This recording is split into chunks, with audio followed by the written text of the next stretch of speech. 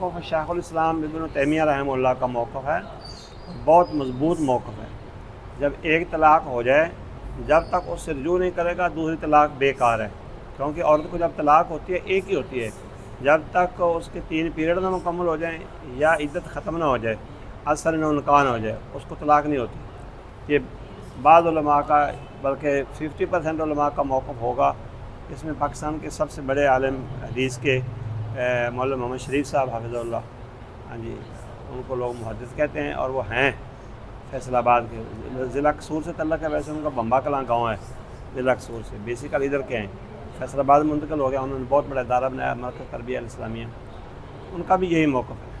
اور یہ شیخ الاسلام ابن تیمیہ کا بھی موقف ہے، اور کئی اہل علماء کا موقف ہے۔ اور بعض علماء کا موقف یہ ہے کہ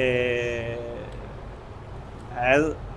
رجوع کرے یا نہ کرے، دوسرے مہینے میں دوسری ہو جائے گی، تیسرے میں تیسری ہو جائے گی۔ ڈاکٹر مقتدی حسن ازہری کا موقف یہ ہے، وہ انڈیا کے بہت بڑے عالم تھے، انہوں نے کتاب لکھی ہے طلاق پر، تنویر الآفاق فی مسئلۃ طلاق۔ انہوں نے لکھا ہے کہ ایک طہر کے اندر ایک طلاق ہوگی،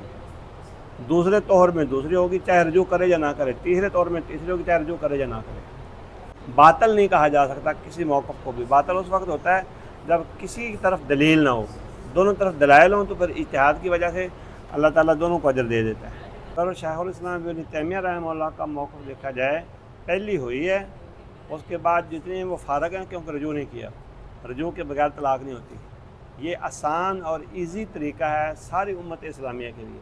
اور اس کو باطل بھی نہیں کہا جا سکتا، کیونکہ طلاق کے بعد جو رجوع نہ ہو طلاق نہیں ہوتی، اس میں فائدہ ہے عورت کے لیے بھی مرد کے لیے بھی۔ ہاں جی، میں تو سمجھتا ہوں کہ پہلی ہوئی ہے، دوسری دو نہیں ہوئی بعد والی۔